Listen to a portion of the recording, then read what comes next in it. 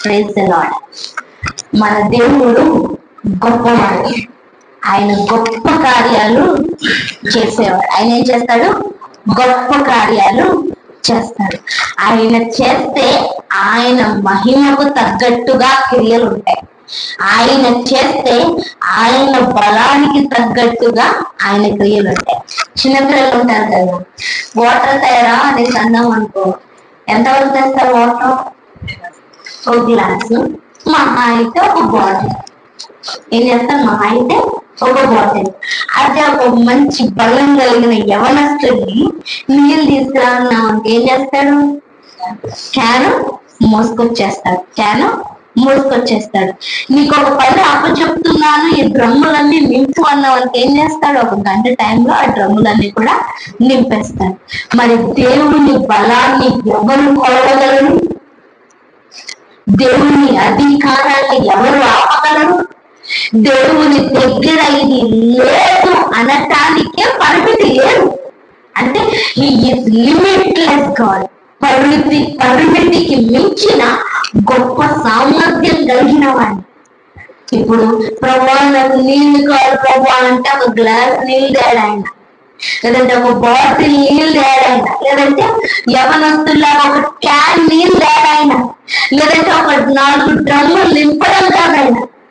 ఆయన ఇవ్వాలి అని అనుకుంటే ఆయన అధికారానికి మన జీవితాలను మనం ఒప్పుకోవడం మొదలు పెడితే ప్రపంచాన్ని స్థాపించిన వాడు, సృష్టించిన వాడు ఆయన అధికారానికి తగ్గట్టుగా ఆయన క్రియలు చేస్తాడు. ఏం చేస్తాడు? ఆయన అధికారానికి తగ్గట్లుగా.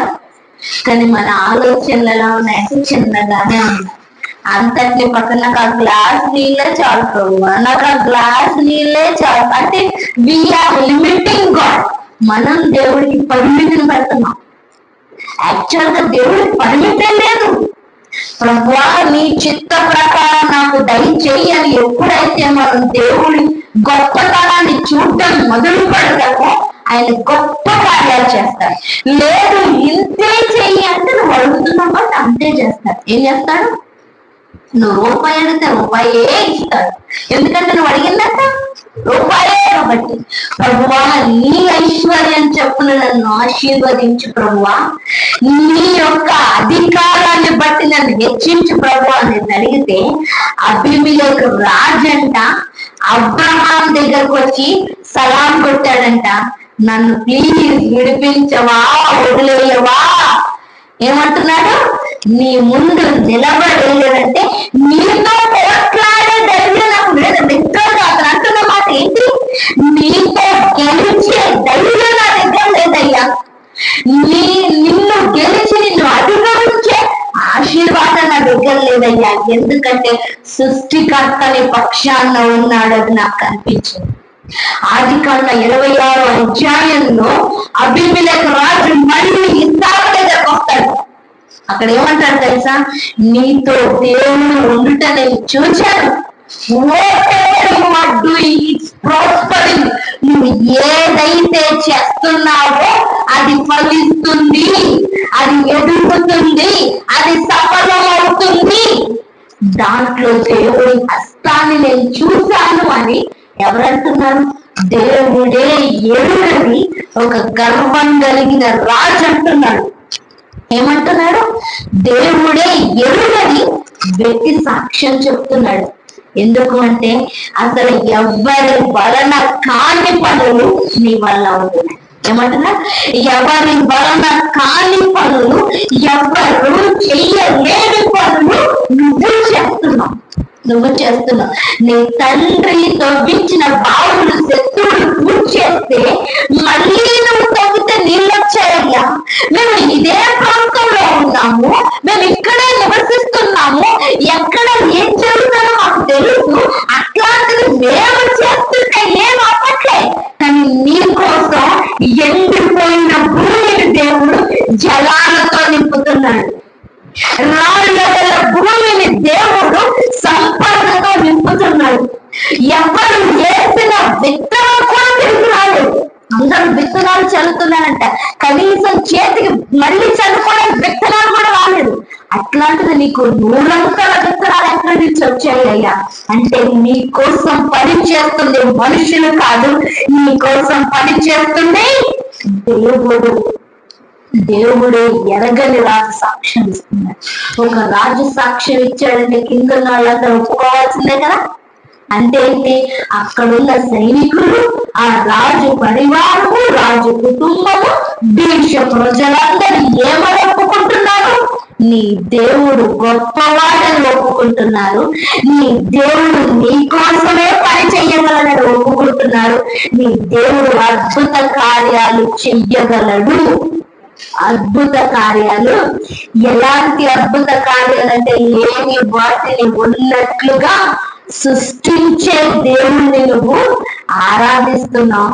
ఒకవేళ నా మీద నేను కోపం ఉంటే నన్ను క్షమించయ్యా. ఎవరు బిచ్చగా అడగట్లేదు, వాచ్మెన్ అడగట్లేదు ఈ మాట. ఒక రాజు, దేశానికే రాజు అయిన వ్యక్తి వచ్చేవాడు ఎవరికి, ఈసారి ఎక్కడో ఉన్నాడు, అక్కడికి వచ్చి వాడు అడుగుతున్నారు, ఒకవేళ నిన్ను ఏమైనా మొప్పించుంటే, బాధ పెట్టుంటే నన్ను క్షమించవయ్యా, నా మీద పోట్లాడద్దయ్యా. ఎందుకంటే పోట్లాడితే యుద్ధం చేసేది నువ్వు కాదు, నీ వెనకాల, నీ ముందు, నీ పక్షమందున్న దేవుడు యుద్ధం చేస్తాడు, నేను తట్టుకోను. ఈరోజు మనకి ధైర్యం ఉండాలండి, ఈ ధైర్యం ఉండాలి. నేను కాదు నడుస్తుంది నా దేవుడు, నేను కాదు వెళ్తుంది నా దేవుడు, నేను కాదు మాట్లాడుతున్నది నా దేవుడు మాట్లాడుతున్నాడు, నేను కాదు నా దేవుడు ఉన్నాడు అని ప్రతి స్థలంలో, ప్రతి విషయంలో, ప్రతి పరిస్థితిలో మనము దేవుడిని చూడగలుగుతామో, అనుభవించగలుగుతామో. నిజంగా దేవుడు ప్రత్యక్షమవుతాడు. లేకపోతే అబ్రహాము దేవుడిని నమ్మాడు కాబట్టి అన్ని వదిలేసి వెళ్ళిపోయాడు. అంతే కదా, అన్ని దేశాలు అన్ని వదిలేసి వెళ్ళిపోయాడు. ఎందుకంటే నన్ను నడిపించే దేవుడు ఉన్నాడు, నన్ను అభివృద్ధి పరిచే దేవుడు ఉన్నాడు, నన్ను ఫలింపజేసే దేవుడు ఉన్నాడు, నాకు సంతానాన్ని ఇచ్చే దేవుడు ఉన్నాడు, ఏ శత్రువు కూడా నన్ను ముట్టనివ్వని దేవుడు ఉన్నాడు, ఏ అపాయం కూడా నాకు రానివ్వని దేవుడు ఉన్నాడన్న ఆలోచనతో తన నడకను ప్రారంభించాడు కనుక ఎక్కడున్నా కానీ ఏమి కాలేదు. ఈరోజు మన జీవితాల్లో కూడా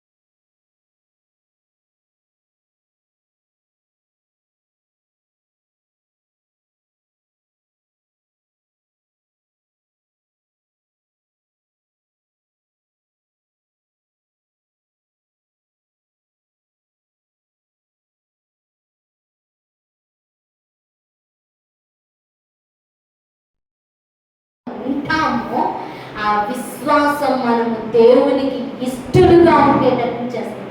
ఎట్లా చేస్తుంది? ఇష్టలుగా ఉండేటట్లు చేస్తారు.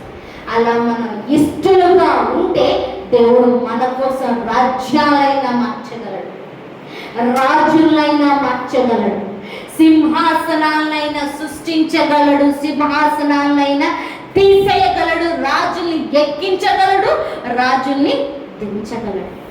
రాజుల్ని నెబుకద్నెజర్ అనే రాజు అసలు దేవుడు లేడు అని గర్వంతో ఉన్నాడు. అలాంటి వ్యక్తికి నేనంటే ఏంటో చూపించాలి అన్న నేపథ్యంతో ఏం చేశాడు తెలుసా?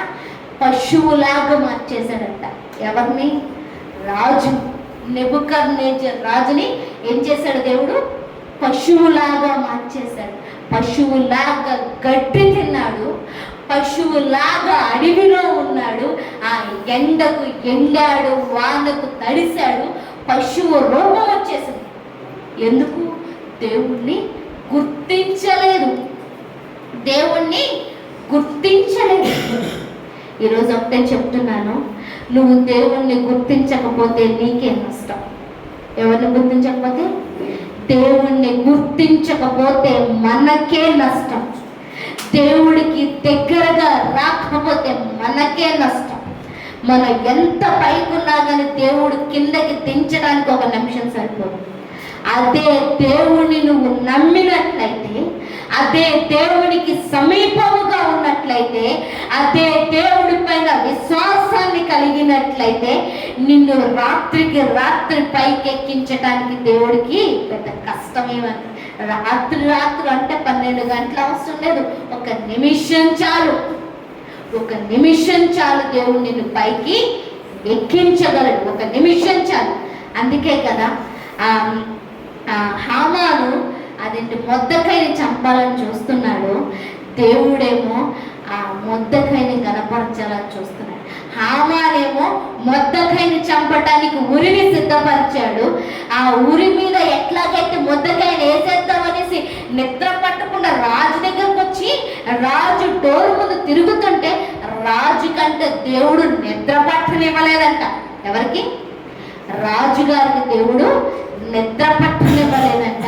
అప్పుడు రాజుగారు అంటున్నారంట, అసలు పుస్తకాలు తీసుకురండి, ఏం జరిగిందో చూద్దామంటే ఆ పుస్తకాల్లో పలానా మొర్దెకై శత్రువుల బారిలో నుండి రాజుగారిని రక్షించెను అని రాయబడిందంట. మరి మనం ఏమైనా చేసామంటే మనం ఏమీ చేయలేదు. ఏం చెప్తున్నాడు అక్కడ సైనికుడు? We didn't do anything to him. మనకి ఏమీ చేయలేదు. సరే, ఇప్పుడు చేద్దాం. ఏం చేద్దాం? ఇప్పుడు చేద్దామా అంటే రాజుగారి ఆలోచన ప్రకారం వెళ్ళలేదు. ఏ శత్రువు అయితే చంపాలనుకున్నాడో, ఏ శత్రువు అయితే ఉరిని సిద్ధపరిచాడో, ఏ శత్రువు అయితే మరణానికి లాక్కొస్తున్నాడో అదే శత్రువు నోటిలోంచి దేవుడు కనపరచడం మొదలు పెట్టాడు.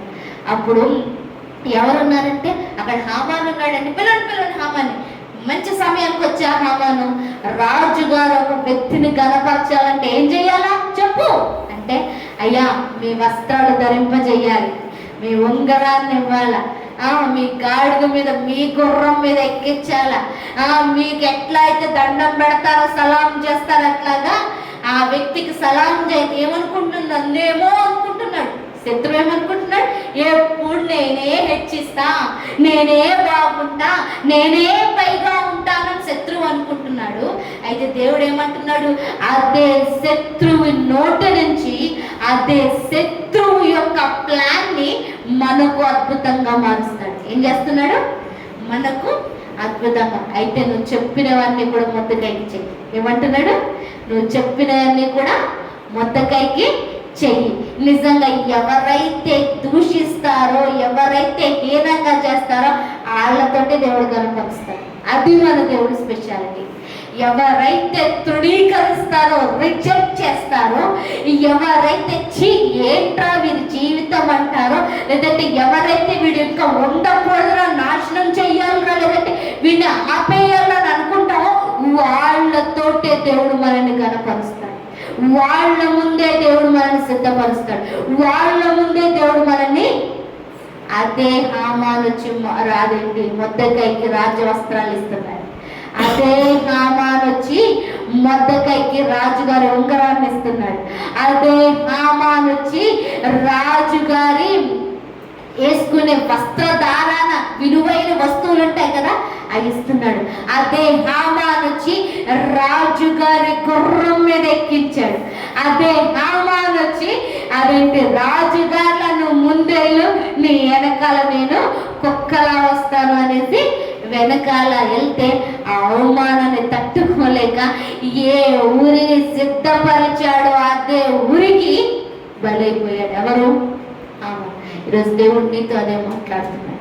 ఈరోజు దేవుడు నీతో, నీకు ఉరి ఒట్టిన వారిని అదే ఉరి చేత దేవుడు నాశనం చేయబోతున్నాడు. నిన్ను నాశనం చెయ్యాలి, నిన్ను తక్కువ చెయ్యాలి, నిన్ను కింద పెట్టాలి, నీకు స్థానమే వద్దు అని అనుకుంటున్న వారినే దేవుడు స్థానమే లేకుండా చేయబోతున్నాడు. అసలు నీకు అవకాశం ఇవ్వద్దు అని అనుకుంటున్నారే, అసలు వాళ్ళకే అవకాశం లేకుండా దేవుడు చెయ్యబోతున్నాడు. ఏ ఘనత రాజుగారు అధికారులు గొప్పవాళ్ళు పొందుకోవాలనుకుంటారో ఆ ఘనతను అధికారాన్ని దేవుడు నీకు నాకు ఇవ్వబోతున్నాడు. ఆ స్థానాన్ని దేవుడు నీకు నాకు ఇవ్వాలనుకుంటున్నాడు. అంతేకాకుండా మనుష్యులందరూ గుర్తించబోతున్నారు. అదేమన్నా మామూలు అనుకుంటున్నా 120 సంస్థానాల పైన రాజు. ఎవరు అంటే ఏంటి? 120 దేశాలు. మన భారతదేశం లాంటి దేశాలు 120 ఉన్నాయి. వాటన్నిటి మీద రాజు అంటే ఆయన. అట్లాంటి రాజు ఇప్పుడు ఎవరిని గనపరుస్తున్నాడు? మొర్దెకైని గనపరుస్తున్నాడు. అంటే 120 దేశాల్లో మొర్దెకై మాట ఎంత వినిపించుంటారు? మొర్దెకై పేరు ఎంత వినిపించి, ఏ రాజుగారి గుర్రం అంట్రా, రాజుగారి వస్త్రధారణ అంట్రా, రాజుగారి లాగా సలాం పెట్టారంట్రా, అంటే మొర్దెకై ఎంత గొప్పోడ్రా అనేసి ఆ 120 సంస్థానాల్లో ఎవరి పేరు వినిపించింది? మొర్దెకై పేరు. ఈరోజు చెప్తున్నాను, దేవుడి కోసం కాంప్రమైజ్ అవ్వకుండా ఉంటే, దేవుడికి సమీపముగా ఉంటే, దేవుడితో దగ్గరగా ఉంటే, దేవుడి కోసం నీ ప్రయాణం చేస్తే, దేవుడి కోసం నువ్వు మాట్లాడితే, దేవుడి కోసం మనం ఇస్తే, దేవుడి కోసం మన సమయాన్ని పెడితే, నువ్వు దేవుడి కోసం ఇచ్చిన రూపాయి అయినా, నిమిషమైనా, సమయమైనా, మాటైనా వృధా పరచబడదు. ప్రజల ముందు దేవుడు నిన్ను గణపరుస్తాడు. ప్రజల ముందు దేవుడు నిన్ను హెచ్చిస్తాడు. అప్పుడు ప్రజలందరూ అనుకుంటారు అది కూడా అన్యదేశమేనండి, అది కూడా అన్యదేశమే. దేవుడంటే తెలియని, మన దేవుడంటే తెలియని దేశం. కానీ వాళ్ళు ఏమంటున్నారు? అబ్బా, మొర్దెకై సేవించుచున్న దేవుడు గొప్పోడురా. ఇన్ని సంవత్సరాలుగా మనం ఇక్కడ ఉన్నాం, కనీసం రాజుగారిని ముఖాముఖం కూడా మనం చూడలేదు. ఇన్ని సంవత్సరాలుగా ఉన్న రాజుగారి చేతుల నుంచి రూపాయి కూడా పొందుకోలేదు.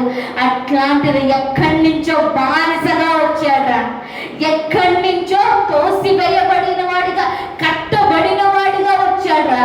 కానీ రోజు రాజుగారి సింహాసనం, అదేంటి రాజుగారి గుర్రం, రాజుగారి వస్త్రధారణతో, అధికారంతో, అంటే ఆ రోజుకి ఎవరు రాజు? మొర్దెకై రాజు. ఆ రోజుకి ఎవరు రాజు? మొర్దెకై. ఆ రాజుగారిలా ఉన్నాడు. తన దేవుడు గొప్పవాడు. తన దేవుడు లిటరల్ గా దేవుడు నిన్ను కూడా అలాగే ఉంచాలని ఆశపడుతున్నాడు. నిన్ను కూడా అలాగే హెచ్చించాలని ఆశపడుతున్నాడు. ఎందుకంటే నీ రూపం ఆయన రూపం కాబట్టి. మనం పాట పాడుకున్నాం కదా, ఆయన రూపాన్ని ఎక్కడ పెట్టాడంట? మనలో పెట్టాడంట. ఆయన స్వరూపం, ఆయన లక్షణాలు మనలో పెట్టాడంట.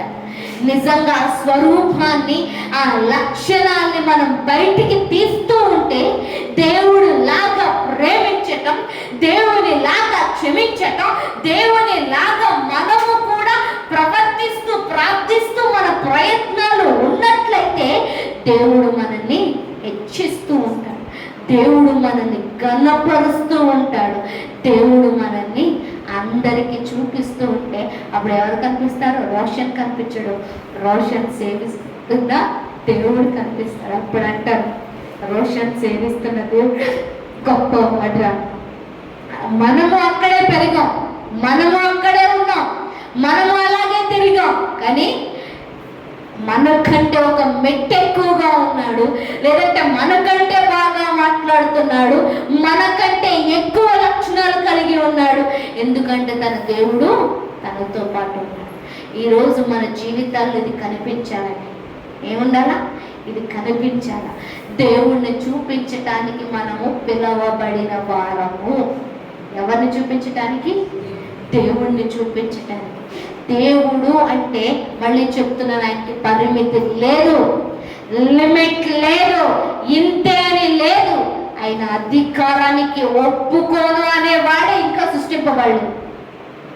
ఐ రిపీట్ అగైన్, నువ్వు చెప్తే నేను విన్నో అనడానికి లేదు. అక్కడ అన్నీ ఒప్పుకోవాల్సిందే, సృష్టి ఒప్పుకోవాల్సిందే, ఏ అధికారమైనా ఒప్పుకోవాల్సిందే, ఏ వ్యక్తి అయినా ఒప్పుకోవాల్సిందే.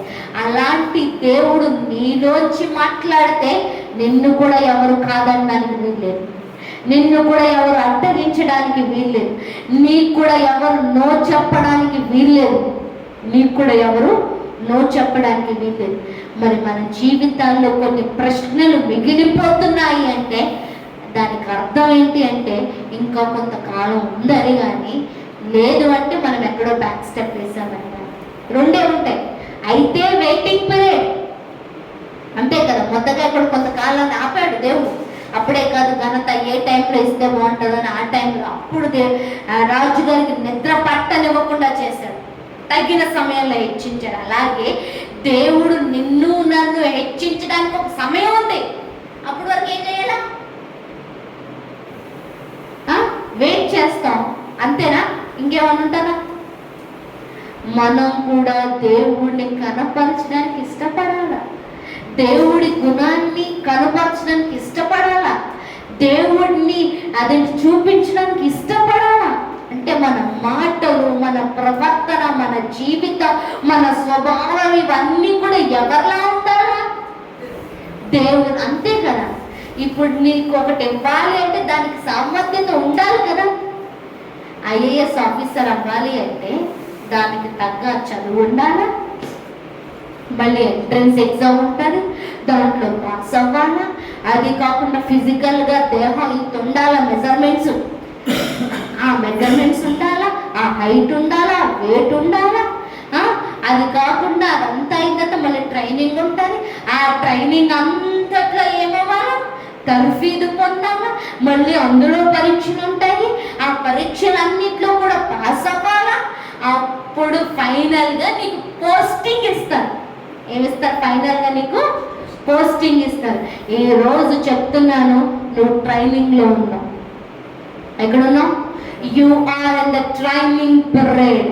నీ యేసయ్యను చూచి నువ్వు నేర్చుకోవాల్సిన సమయం, నీ యేసయ్యను చూసి నువ్వు పరిగెత్తాల్సిన సమయం, నీ యేసయ్యను చూసి నువ్వు క్షమించాల్సిన సమయం, నీ యేసయ్యను చూసి నువ్వు ఫలించాల్సిన సమయం, నీ యేసయ్యలాగా నువ్వు ప్రార్థించాల్సిన సమయం, నీ యేసయ్యలాగా నువ్వు కూడా ప్రకటించాల్సిన సమయం, నీ యేసయ్యలాగా నువ్వు కూడా ఇవ్వాల్సిన సమయం, నీ యేసయ్యలాగా నువ్వు కూడా నెమ్మదితో ఓర్చుకుంటూ ఉండాల్సిన సమయం, నీ యేసయ్యలాగా నువ్వు కూడా శ్రమను భరించాల్సిన సమయం.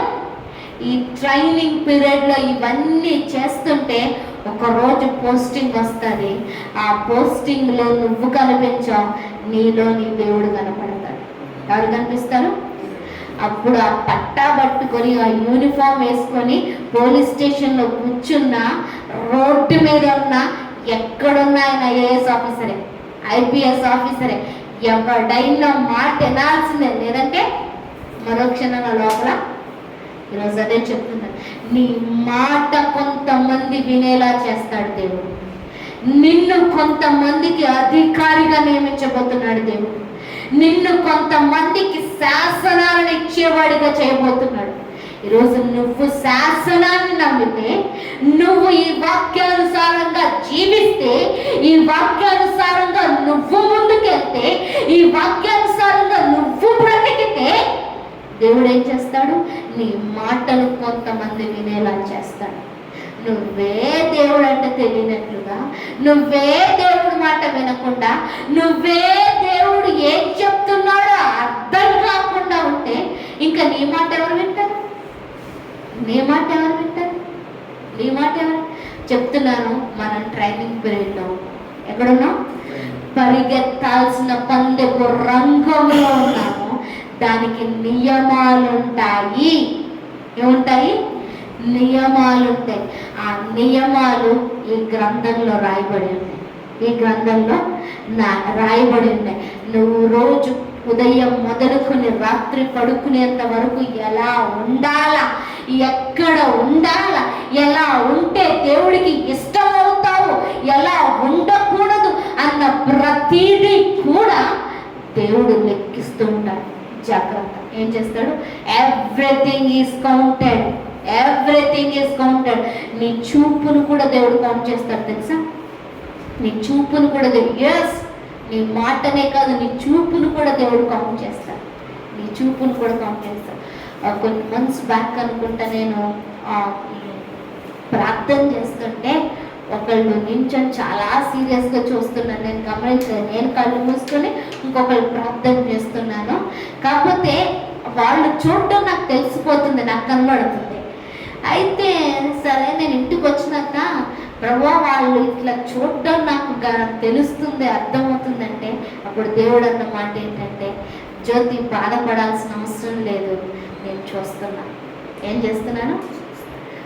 నువ్వు చూడడం మాత్రమే కాదు, ఎదుటివారు అసూయగా చూసినా దేవుడు చూస్తున్నాడు, ఎదుటివారు కోపంగా నిన్ను చూసినా దేవుడు చూస్తున్నాడు.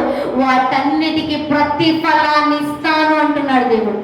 ఏమంటున్నాడు? ప్రతిఫలం ఏంటి తెలుసా? ఆ చూసే వాళ్ళ ముందే దేవుడు హెచ్చిస్తాడు. ఆ చూసే వాళ్ళ ముందే దేవుడు ఘనపరుస్తాడు.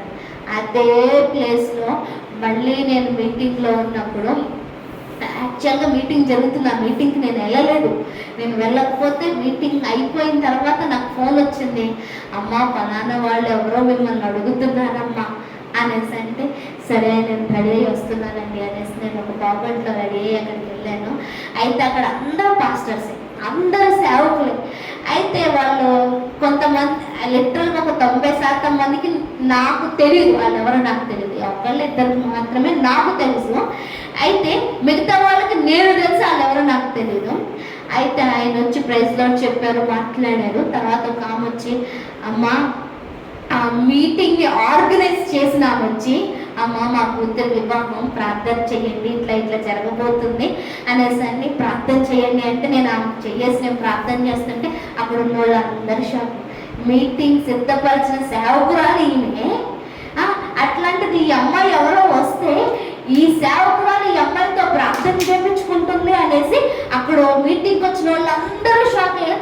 లైన్ ఒకళ్ళ తర్వాత ఒకళ్ళు వచ్చి ప్రార్థన చేయించుకుంటూనే ఉన్నారు.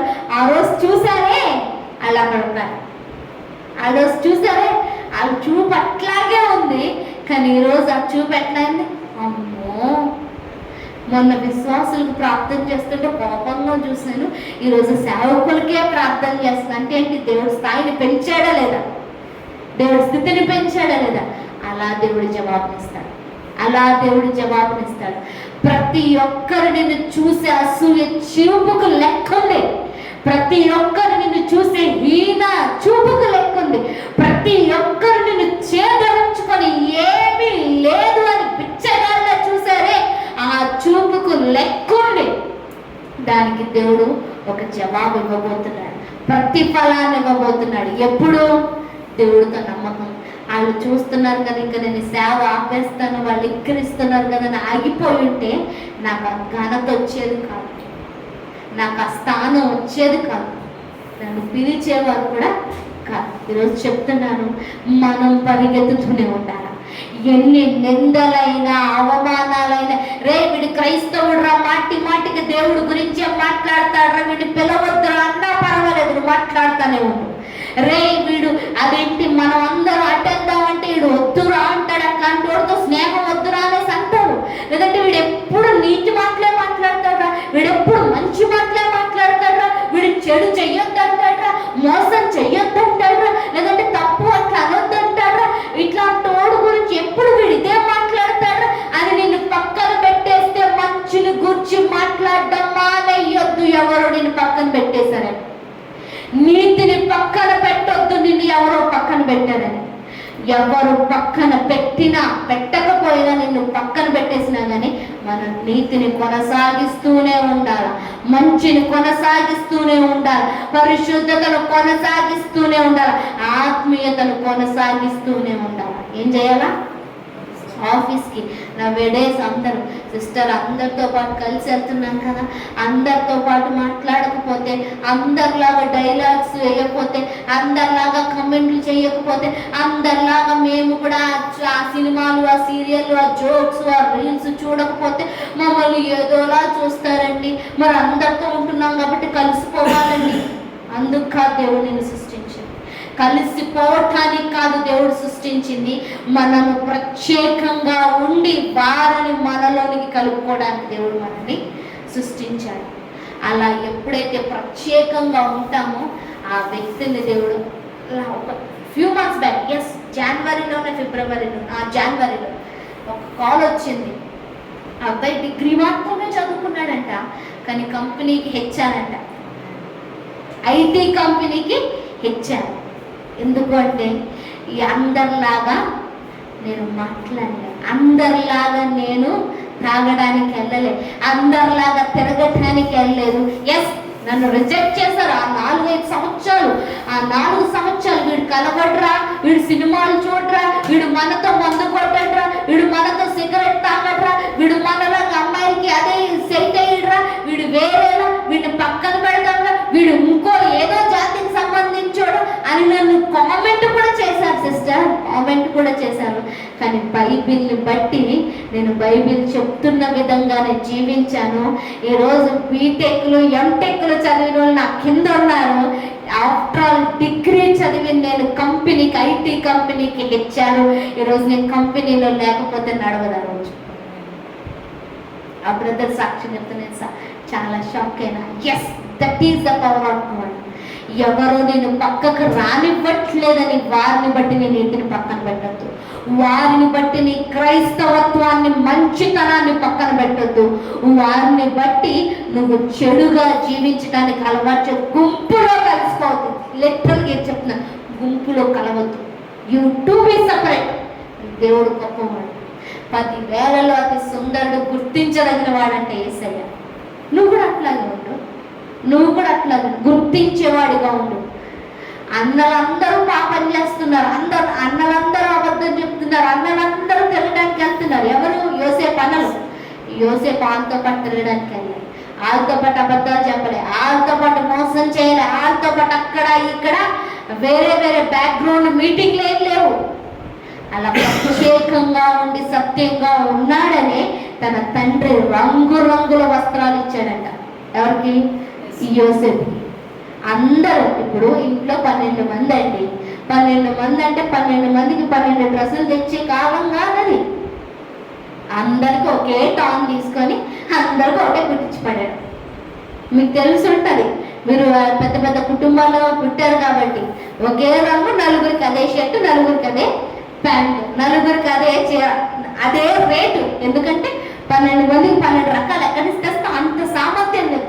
కానీ ఇక్కడ యోసేపు ప్రత్యేకంగా, ఎందుకంటే నీతిని బట్టి జీవిస్తున్నాడు కాబట్టి, దేవుణ్ణి బట్టి పరిశుద్ధంగా ఉన్నాడు కాబట్టి, దేవుణ్ణి బట్టి ఎవరిని మోసం చేయట్లేదు కాబట్టి, దేవుణ్ణి చూపించటానికి ధర్మశాస్త్రాన్ని బట్టి, గ్రంథాన్ని బట్టి ముందుకు వెళ్తున్నాడు కాబట్టి అంతమంది ఉన్న ప్రత్యేకంగా ఉన్నాడు.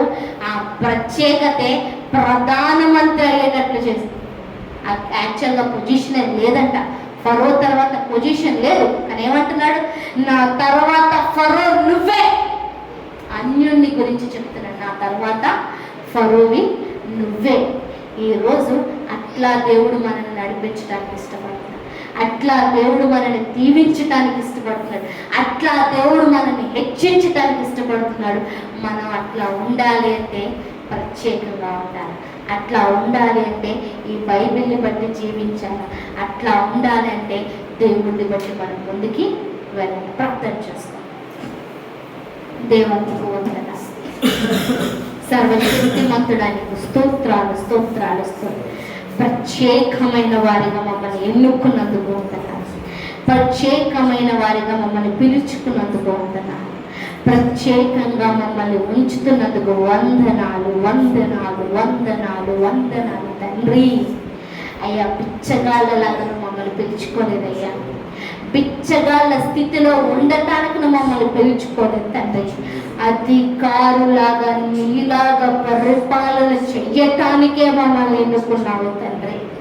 అయ్యా, సింహాసనం మీద ఉండి ప్రజలకు నీతిని చెప్పటానికే మమ్మల్ని ఎన్నుకున్నావు తండ్రి.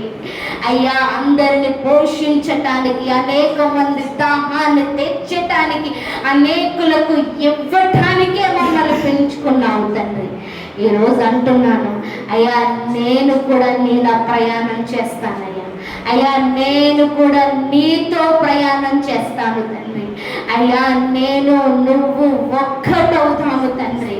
ఈరోజు నేను వాగ్దానం చేస్తున్నానయ్యా, నేను ప్రమాణం చేస్తున్నాను తండ్రి. అందరిలాగా జీవించను, ప్రత్యేకంగా ఉంటాను తండ్రి. అయ్యా, అందరితో కలిసిపోను తండ్రి, ప్రత్యేకంగా మాట్లాడతాను తండ్రి. అందరిలాగా నా శరీరాన్ని పాడు చేసుకోను తండ్రి, ప్రత్యేకంగా పరిశుద్ధంగా ఉంటాను తండ్రి. అయ్యా, నీకు స్తోత్రము. నా నీతిని ప్రజల ముందు కనపరుస్తాను. నువ్వు నాకు ఇచ్చిన శాసనాలను, నువ్వు నాకు ఇచ్చిన నీతిని ప్రజల ముందు కనపరుస్తాను దేవా. నీకు వందనాలు తండ్రి. అయ్యా, నాకున్నది ప్రజలకు పంచి పెడతాను తండ్రి.